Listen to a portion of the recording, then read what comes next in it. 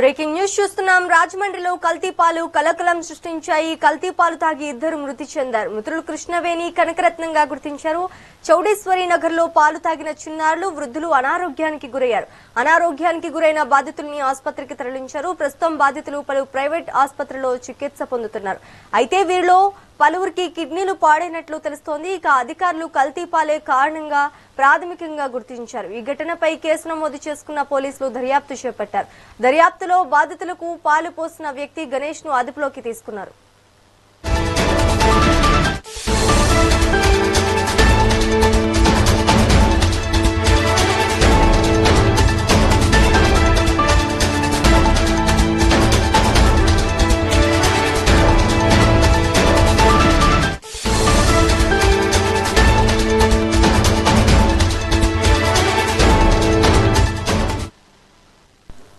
రాజమండ్రిలో కల్తీ పాలు కలకలం సృష్టించాయి. కల్తీ పాలు తాగి ఇద్దరు మృతి చెందారు. మృతులు కృష్ణవేణి, కనకరత్నంగా గుర్తించారు.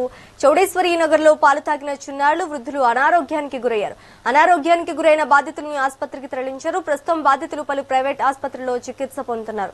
ఇక ఇదే అంశానికి సంబంధించి మరింత సమాచారం మా ఉభయ గోదావరి జిల్లాల కోఆర్డినేటర్ ఉదయ్ అందిస్తారు. ఉదయ్, చెప్పండి. Good morning Sreeja.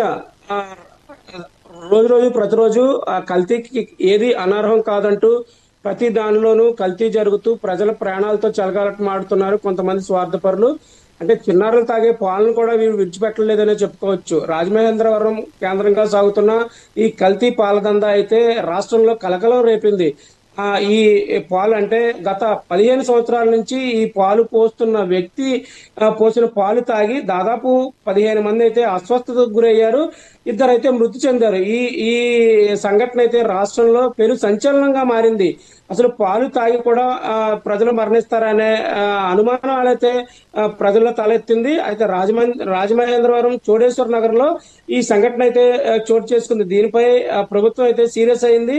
అలాగే ఉన్నతాధికారులు కూడా ఒటావుటిన పరుగులు తీసిన సంఘటన అయితే జరిగింది. పాలు వాడకంలో అప్రమత్తత అవసరం అని జిల్లా కలెక్టర్ కీర్తి చేకూర్ అయితే చెప్పడం జరిగింది. ఆమె ప్రత్యక్షంగా పర్యవేక్షిస్తున్నారు. క్షేత్రస్థాయిలో తక్షణ చర్యలు తీసుకోవడానికి ర్యాపిడ్ రెస్పాన్స్ టీమ్స్ అయితే ఒకటొకటిని రంగంలో దిగాయి. పాలు మరియు ఇతర నమూనాలను అయితే సేకరించి పరిసర ప్రాంతాల పరిశీలన కూడా నిన్న అర్ధరాత్రి కూడా కొనసాగింది. అర్ధరాత్రి క్షేత్రస్థాయిలో వైద్య అనుబంధ శాఖలు అయితే ఈ దాడుల్లో పాల్గొన్నాయని చెప్పుకోవచ్చు. మొత్తం మీద చూసుకున్నట్లయితే రాజమండ్రి చౌడేశ్వర్ నగర్ భవ్య అపార్ట్మెంట్ ప్రాంతంలో ఈ కిడ్నీ ఫెయిల్యూర్స్ అయితే సడన్ గా చోటు చేసుకున్నాయి. కారణం కల్తీపాల లేక ఆహార పదార్థాల వాడకంలో ఈ విధమైన సంఘటనలు జరుగుతున్నాయా అని అధికారులు అయితే ఆరా తీస్తున్నారు. అయితే వీళ్ళు వాడుతున్న వాటర్ ట్యాంకులను కూడా క్లీన్ చేయకపోవడం కూడా కారణంగా కొంతమంది చెప్తున్నారు. మొత్తం మీద చూసుకున్నట్లయితే ఈ వివాదం అయితే పలు సంచలనంగా మారింది. లాలా చెరువు హౌసింగ్ బోర్డు కాలనీ ఈ చౌడేశ్వర నగర్ ప్రాంతంలో ఈ సంఘటన అయితే చోటు చేసుకుంది. రాజమండ్రి చౌడేశ్వర నగర్ అలాగే స్వరూప నగర్ రెవెన్యూ కాలనీ పరిసర ప్రాంతాల్లో ఈ కల్తీ పాలు సేవించి కిడ్నీ వ్యాధిగ్రస్తులు అయితే కలకాలం ఇద్దరు మరణించారని చెప్తున్నారు.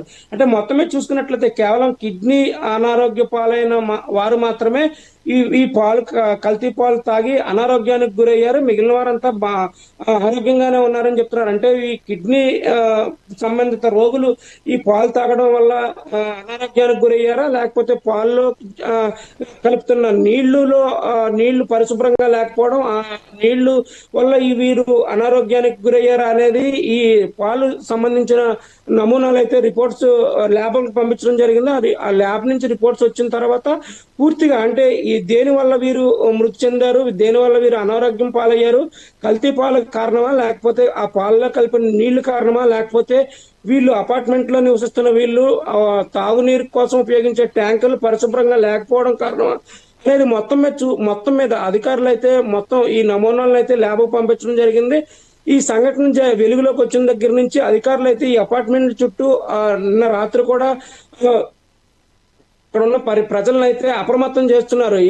ఈ పాలు వాడకం అయితే పూర్తిగా నిలిపివేశారు.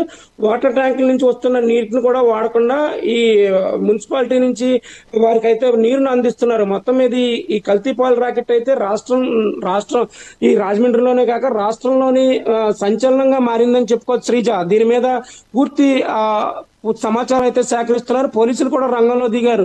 అలాగే ఉన్నతాధికారులు పూర్తి స్థాయిలో దీన్ని పర్యవేక్షిస్తున్నారు. దేని వల్ల ఈ కిడ్నీ ఫెయిల్యూర్ జరిగాయి, దేని వల్ల వీరు అంత అనారోగ్యానికి పాలయ్యారు అనేది ఈ రోజు మధ్యాహ్నానికి అయితే పూర్తి నివేదిక వచ్చే అవకాశం ఉంది శ్రీజ. ఉదయ్, బాధితుడు గణేష్ పై అధికారులు ఎటువంటి చర్యలు తీసుకుంటున్నారు? అంటే ఇతను గత 15 సంవత్సరాల నుంచి ఇదే వ్యాపారం చేస్తున్నాడు. 15 సంవత్సరాల నుంచి ఎటువంటి అనారోగ్యం పాలవలేదు ఈ పాలు వాడుతున్న వాళ్ళని చెప్తున్నారు. అంటే ఈ 15 సంవత్సరాల నుంచి నేను ఇదే తరహాలో పాలు పోస్తున్నాను. అప్పుడు ఎలా పాలు అందించానో వినియోగదారులకి, అలాగే ఇప్పుడు కూడా అదే చేశాను. నేను కల్తీకి అయితే పాల్పడలేదు అతను చెప్తున్నప్పటికీ, అతను పోసే పాలులో కల్తీ జరిగిందా, లేకపోతే ఈ ప్రజలు అపార్ట్మెంట్ లో వాడుతున్న ట్యాంకర్లు శుభ్రం చేయకుండా ఆ నీటిని తాగడం వల్ల వారు అనారోగ్యం పాలయ్యారా, లేకపోతే ఇతను పాలల్లో, అంటే ప్రతి పాల వ్యాపారస్తుడు పాలలో నీళ్లు కలుపుతారు, ఈ కలుపుతున్న నీళ్లు పరిశుభ్రంగా లేకపోవడం వల్ల ఈ అనారోగ్యాలు పాలయ్యారు అనేది పూర్తి నివేదిక వచ్చిన తర్వాత బాధితుడిపై సీరియస్ యాక్షన్ తీసుకునే అవకాశం ఉంది. అంతవరకు ఇతను అదుపులో ఉంచాలని కూడా జాయింట్ కలెక్టర్ లక్ష్మీ చేకూర్ అయితే చెప్పడం జరిగింది. పూర్తి నమూనాలు అయితే ల్యాబ్ పంపించారు. ల్యాబ్ నుంచి రిపోర్ట్స్ వచ్చిన తర్వాత ఇతనిపై ఎటువంటి యాక్షన్ తీసుకుంటున్నారు అనేది వేచి చూడాలి Sreeja. Thank you for the update, Uday.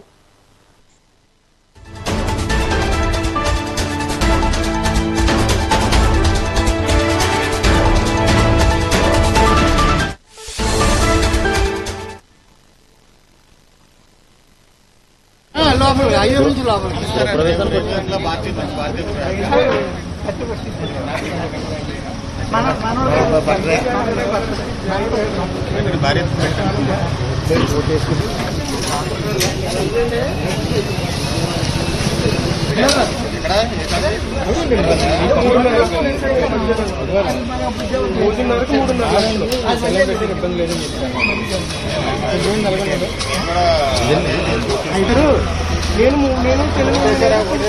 వచ్చాను. ఎవరు లేని వాళ్ళు అక్కడికి వెళ్తే నా పిల్లడు కారు